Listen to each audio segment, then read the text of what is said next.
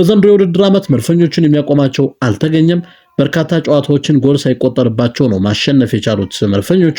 በፕሪሚየር ሊጉ እስካሁን ባደረጓቸው 9 የፕሪሚየር ሊግ ጨዋታዎች መሰብሰብ ከሚችሉት 27 ነጥብ 22 ነጥቦችን በመሰብሰብ የፕሪሚየር ሊጉን የደረጃ ሰንጠረዥ በአንደኛነት እየመሩት ሲሆን የጎል መረብን ሳያስደፍሩ ጨዋታዎችን የማሸነፍ አቅምም ተመልክተናል። እንግዲህ በመድፈኞቹ አጫወት ምክንያቱም ያሳለፍናቸውን ጨዋታዎች ባለፉት ሳምንታት 6 በኦክቶበር ወር በጥቅምት ወር 6 ጨዋታዎችን አድርገው 6ቱንም ምንም ጎል ሳይቆጠርባቸው ነው ማሸነፍ የቻሉት። ይህ በጣም ትልቅ እምርታ ነው።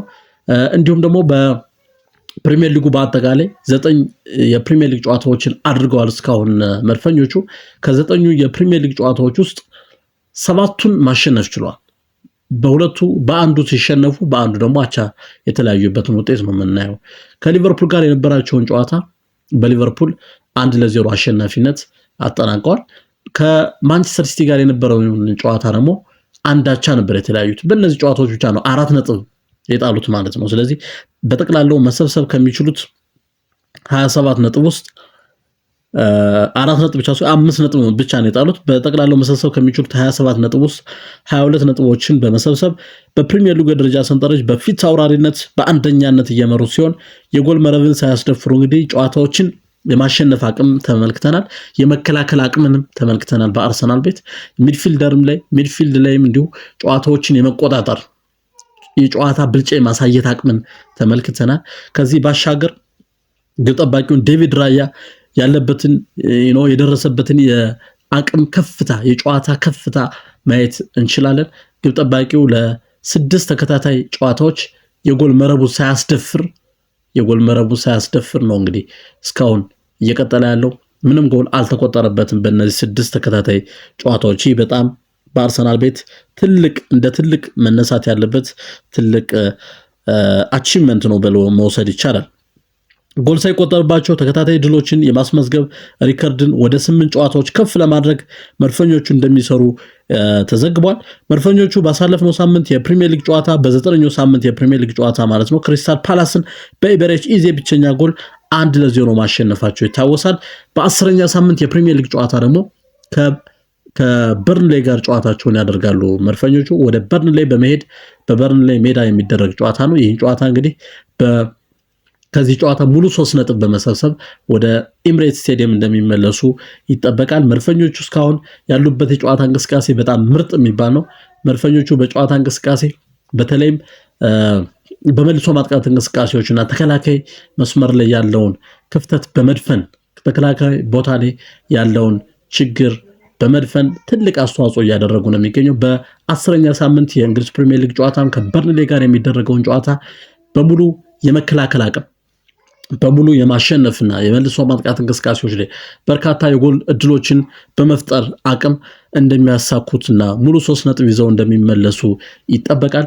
በካራቦ ካፕ ጨዋታ አርሰናል ብራይተን ኤንድ ሆቭ አልቢዮንን አስተናግዶ 2-0 ባሸነፈበት ጨዋታ የአርሰናል ተተኪ ተጫዋቾች የአርሰናል ከቤንች የሚመጡ ተጫዋቾች ቤንች ቦታ ላይ የሚቀመጡ ተጫዋቾች ምን ያህል ግሩም እንደሆኑ ምን ያህል ተጽዕኖ መፍጠር የሚችሉ ተጫዋቾች መሆናቸውን አሰልጣኝ ሚኬል አርቴታ ከ5 ዓመታት የአርሰናል ቤት ቆይታ በኋላ ምን አይነት ጠንካራ ቡድን እንደገነባ የተመለከትንበት ነው ማለት ይቻላል።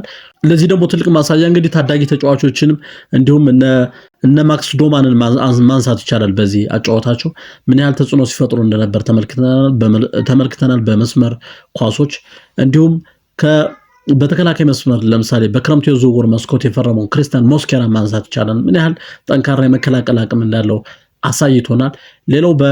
ሌላው የመሃል ተከላካይ ሴንተር ባክ እንዲሁም ፉል ባክ ቦታ ላይ መጫወት የሚችለው ፔሮ ሄንካፔ በክረምቱ የዝውውር መስኮት ከባየር ሊቨርኩሰን ወደ ኤምሬትስ ስቴዲየም የተዘዋወረ ተጫዋች ነው። ይህ ተጫዋችም ምን ያህል በቡድን ስብስብ ውስጥ በአርሰናል በአሰልጣኝ ሚኬል አርቴታ የቡድን ስብስብ ውስጥ ተጽዕኖ መፍጠር እየቻለ የመጣ ተጫዋች መሆኑንም ሌላው የተመለከትነው ጉዳይ ነው። ከዚህ ባሻገር መድፈኞቹ እንደ ስብስብ እንደ ቡድን ጥራት በሻምፒዮንስ ሊግም በፕሪሚየር ሊግም ያስመዘገቡት ውጤት ቀላል የሚባል አይደለም። በተለይ በፕሪሚየር ሊጉ ምን ያህል ከባድ እንደሆነ ፕሪሚየር ሊጉ እየተመለከትን ነው። ፋውሎች የሚበዙበት ጨዋታን ነው የምንመለከተው በፕሪሚየር ሊጉና እነዚህ ሁሉ ፋውሎችና ጉዳቶች እጅ ሳያስጧቸው በፕሪሚየር ሊጉ የፊት አውራሪነት በፕሪሚየር ሊጉ ደረጃ ሰንጠረዥ በአንደኝነት ከተከታዮቻቸው ያላቸውን ርቀት አስፍተው በተለይ ከቦርንማውዝ ጋር ያለው የነጥብ ልዩነት ሁለተኛ ሆኖ ነው የሚከተለው። ቦርንማውዝ 4 ነጥብ ነው። እንዲሁም ለዋንጫ ትልቅ ግምት የሚሰጣቸው ከዚህ በፊት ዋንጫዎችን በማንሳት የሚታወቁት ሊቨርፑልና ማንቸስተር ሲቲ ከአርሰናል ጋር ያላቸው የነጥብ ልዩነት ከፍ ብሏል። ለምሳሌ ከማንቸስተር ሲቲ ጋር አርሰናሎች ያላቸው የነጥብ ልዩነት ወደ 6 ከፍ ብሏል። ከዚህ ባሻገር ከሊቨርፑል ጋር ያላቸው የነጥብ ልዩነት ደግሞ ወደ 7 ከፍ ብሏል። ይህ ፕሪሚየር ሊጉን ለማንሳት ያላቸውን ግስጋሴ በጥሩ ፖዚቲቭ በሆነ ኢነርጂ እንዲቀጥሉ የሚያስችል ውጤት ነው እየተመለከትን ያለ ነው። አሰልጣኝ ሚኬል አርቴታ በአርሰናል ቤት ለበርካታ ጊዜያት ሁለተኛ ደረጃን ይዞ ማጠናቀቁ ይታወሳል። ዘንድሮ ግን በ2025-26 የውድድር ዓመት የመድፈኞቹን ደጋፊዎች የሚክስበት ዓመት እንደሚሆን ነው የሚጠበቀው። ለበርካታ ዓመታት የራቁትን እንግዲህ 22 ዓመትን ያህል አስቆጥረዋል መድፈኞቹ የፕሪሚየር ሊጉን ዋንጫ ካሳኩ ማለት ነው። አርሰን ቪንገር አሰልጣኝ በነበሩበት ሰዓት ነው እንግዲህ ፕሪሚየር ሊጉን ዋንጫ ማሳካት የቻሉት ፕሪሚየር ሊግ መድፈኞቹ። ከዛ ወዲህ የፕሪሚየር ሊጉን ዋንጫ ማሳካት የሚችሉበትን መልካም አጋጣሚዎች መፍጠር የቻሉ ቢሆንም ነገር ግን ዋንጫውን ግን ማሳካት አልቻሉም። ነገር ግን በዘንድሮ የውድድር ዓመት መድፈኞቹ የፕሪሚየር ሊጉን ዋንጫ በማሳካት ትልቅ ታሪክ እንደሚጽፉ ይጠበቃል። ከወዲሁ በሚያሳዩት አቋምና በወዲሁ በክረምት የዝውውር መስኮት ባስፈረሟቸው ተጫዋቾች ምን ያህል ኢንፍሉዌንስ መፍጠር እንደቻሉ ምን ያህል ተጽዕኖ መፍጠር የሚችል ስብስብ መገንባት እንደቻሉ አሰልጣኝ ሚኬል አርቴታ እየተመለከትን ነው። በተለይ በተከላካይ አማካይ ቦታ ማርቲን ዙሜንዲ ወርልድ ክላስ የሚባል ተጫዋች መሆኑን እያሳየን ነው የሚገኘው። ትልቅ ተጽዕኖ መፍጠር የቻለ ነው። ከዲክላን ራይስ ጋር ያለው ጥምረት ለነ ቡካዮ ሳካ የሚያሻግራቸው ኳሶች ትልቅ ቦታ የሚሰጣቸው የጨዋታ እንቅስቃሴዎች ናቸው ብለን መውሰድ እንችላለን። ከዛ ባሻገር የአጥቂ ስፍራ ላይ የሚጫወተው ቪክተር ዮኬሬሽን ነው የምናነሳው።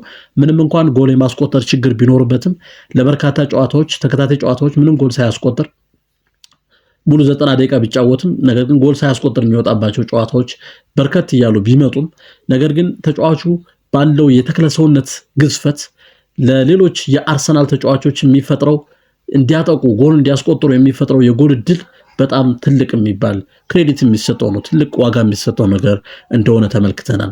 ምክንያቱም መድፈኞቹ ባላቸው የጨዋታ እንቅስቃሴ ምናልባትም ቪክተር ዮኬሬሽ ጎል ባያስቆጥርም ነገር ግን እነ ቡካዮ ሳካ ፍሪ መሆናቸው እነ ጋብሪኤል ማርቲኔሊ ፍሪ ሆነው ኳሶችን ድሪብል ማድረግ ኳሶችን ወደ ጎል መሞከርና የጎል እድሎችን መፍጠር የሚችሉት በቪክተር ዮኬሬሽ ባለው የሰውነት ግዝፈትና እሱ በሚሰጠው ፍሪደም ወይም የኳስ ድሪብል የማድረግ ነፃነት እንደሆነ ነው እንግዲህ አሰልጣኝ ሚኬል አርቴታም ይህን ጉዳይ በደንብ ደግሞ ያነሱት ጉዳይ ነው።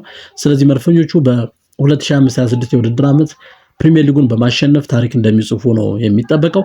ከዛ ባሻገር ዛሬ ምሽት 12 ሰዓት ላይ የሚያደርጉት ከበርንሌይ ጋር የሚያደርጉትን ጨዋታ በሙሉ የአሸናፊነት ወኔ ከተቀያሪ ወንበር የሚመጡ ተጫዋቾች ምን ያህል ጎል የማስቆጠር አቅም እንዳላቸው የተከላካይ መስመር ፉልባክ ተጫዋቾችም ለምሳሌ እነ ጀሪን ቲምበር መውሰድ እንችላለን፣ ማይልስ ሉዊስ ስኬሊን መውሰድ እንችላለን፣ እነ ሪካርዶ ካላፊዮሪ እነዚህ ተጫዋቾች በጣም ፉልባክ ላይ ጥሩ የሆነ ፐርፌክሽን በሚባል ደረጃ ጠንካራ የመከላከል አቅም ያላቸውና ኳሶችን ወደ አጥቂዎች የማሻገር አቅማቸው ጥሩ የሚባሉ ተጫዋቾች እንደሆኑ እየተመለከትን ነው በውድድር ዓመቱ።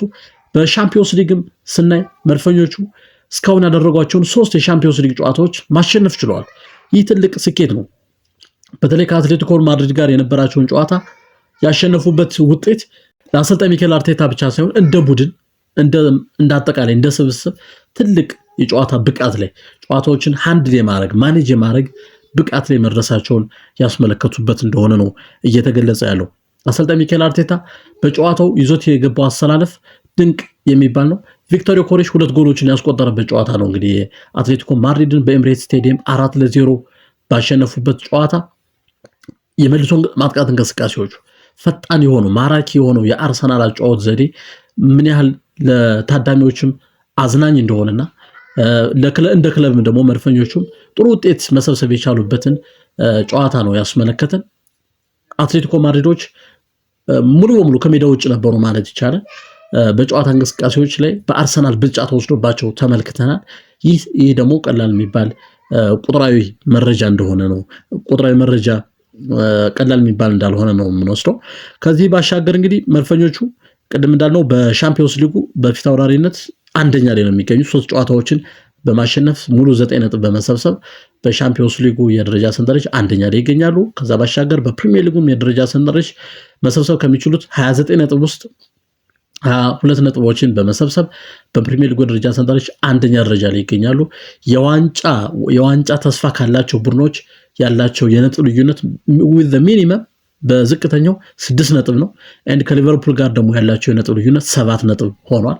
ይህ ደግሞ ለፕሪሚየር ሊጉ ለዋንጫው የመቅረብ እድላቸውን ከፍ ያደርገዋል ማለት ነውና እንግዲህ በአርሰናል የ2025-26 የውድድር ዓመትን የፕሪሚየር ሊጉን ዋንጫ በማሳካት አሰልጣኝ ሚኬል አርቴታ በመድፈኞቹ ቤት ትልቅ ታሪክ እንደሚጽፍ ትልቅ ዘመን የማይሽረው ታሪክ እንደሚሰራ ተስፋ ይደረጋል።